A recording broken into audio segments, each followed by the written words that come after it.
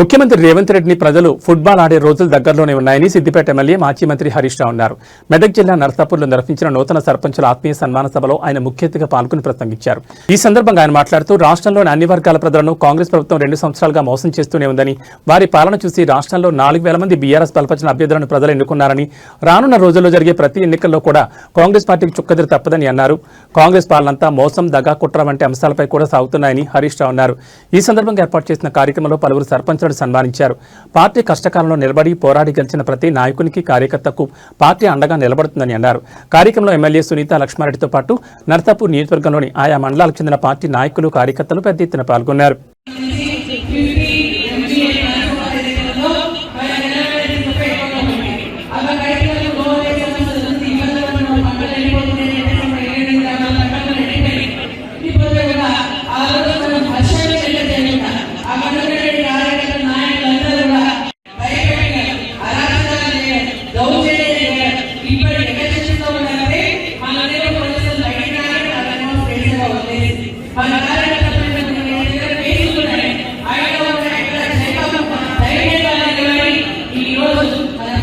మన జిల్లాలో మన నియోజకవర్గంలో చూసినట్టయితే పెద్దలు హరీష్ రావు గారు అన్ని విధాలుగా అండగా ఉంటారు.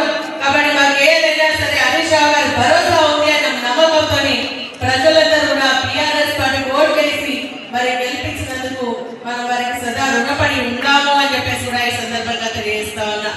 నిజంగా మరి గెలిచినటువంటి వాళ్ళు సంతోషంగా ఉన్నారు. మరి టీఆర్ఎస్ పార్టీ తరఫున కొంతమంది ఓడిపోవడం జరిగింది.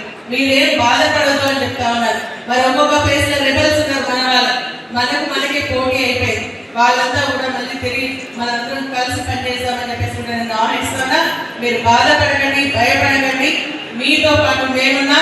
గెలిచినా ఓడినటువంటి సర్పంచులంతా కూడా టిఆర్ఎస్ పార్టీ గ్రామ రైతు బంధు 15,000 ఇస్తారు. ఇచ్చిందా?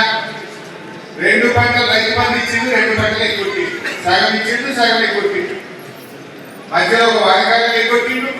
అవునా, 50 2 ఎకరాలకు ఇచ్చి మిగతాదంతా ఎక్కొట్టిండు. అంటే రైతు బంధు సగం సగం.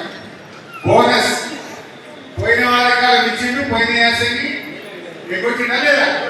ఇప్పుడు దాని గురించి మాట్లాడతలేదు. ఇక ఇప్పుడు మళ్ళీ వారకాలం ఇచ్చిండ్రు, మళ్ళీ యాసకి ఎక్కొట్టారు. అంటే బోనస్ బోగస్, సగం సగం. బోనస్ చూస్తే సగం సగం, రైతు బంధు చూస్తే సగం సగం, బతుకమ్మ చీరలు చూస్తే 2 చీరలు రావాలి. వచ్చింది ఒకటి. ఆ ఒకటి వచ్చింది, ఆ ఒకటి కూడా సంఘాలకే వచ్చింది. అంటే అత్తకు లేదు, బిడ్డకు లేదు, తల్లికి మాత్రం ఇచ్చింది.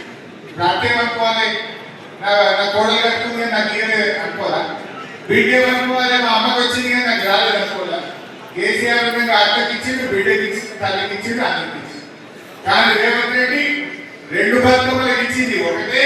ఆ ఇచ్చిన ఒకటి